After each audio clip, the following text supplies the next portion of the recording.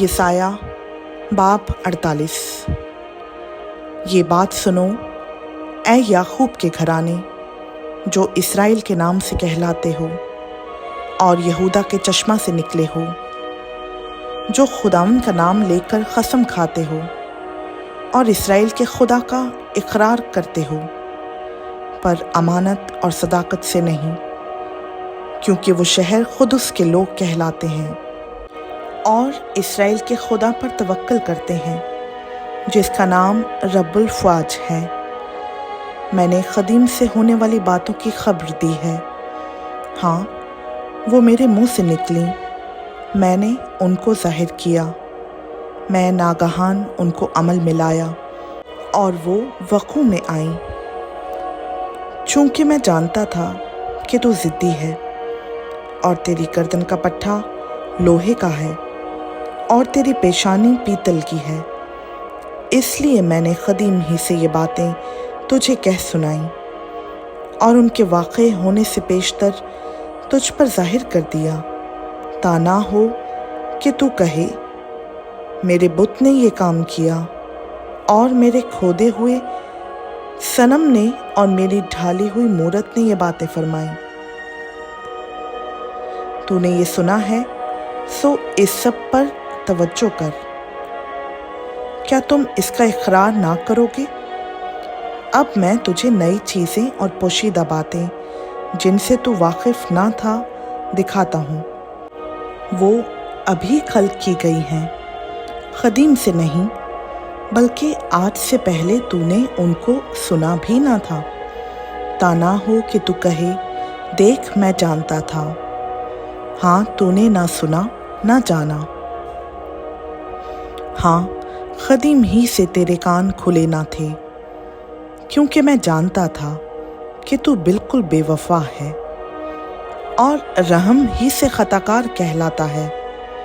मैं अपने नाम की खातिर अपने ग़ज़ब में ताख़ीर करूँगा और अपने जलाल की खातिर तुझसे बास रहूँगा कि तुझे काट ना डालूँ। देख, मैंने तुझे साफ़ किया, लेकिन चांदी की मानंद नहीं। मैंने मुसीबत की कुठाली में तुझे साफ़ किया।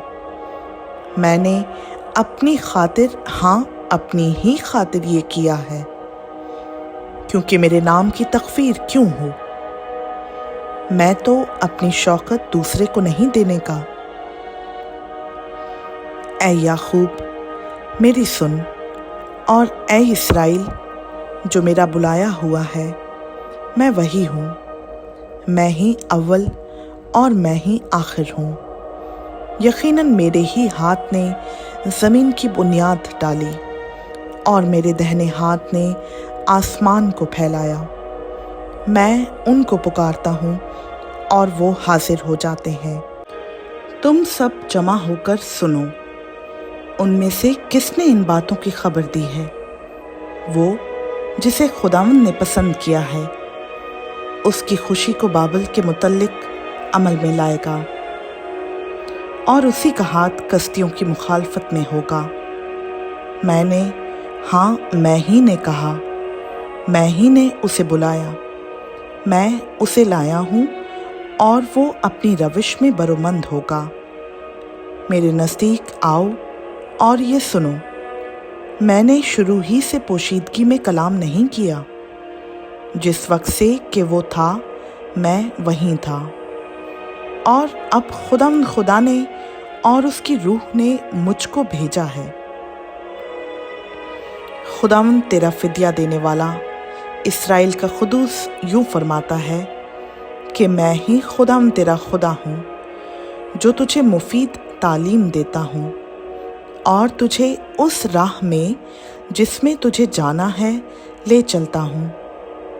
काश कि तू मेरे अहकाम का शिनवा होता और तेरी सलामती नहर की मानंद और तेरी सदाकत समुंदर की मौजों की मानंद होती।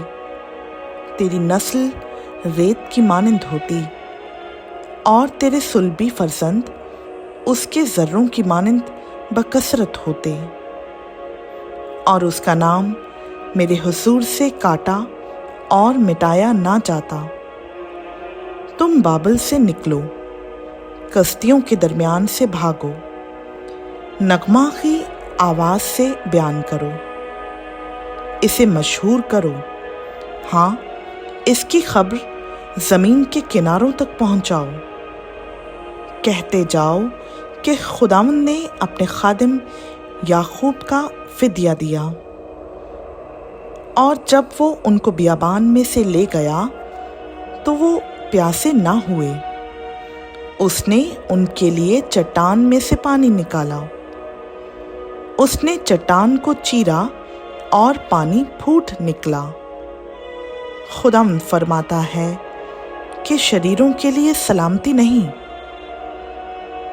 खुदावंद का पाक कलाम का पढ़ा, सुना, समझा और कबूल किया जाना हम सबों के लिए बाइस बरकत हो। आमीन।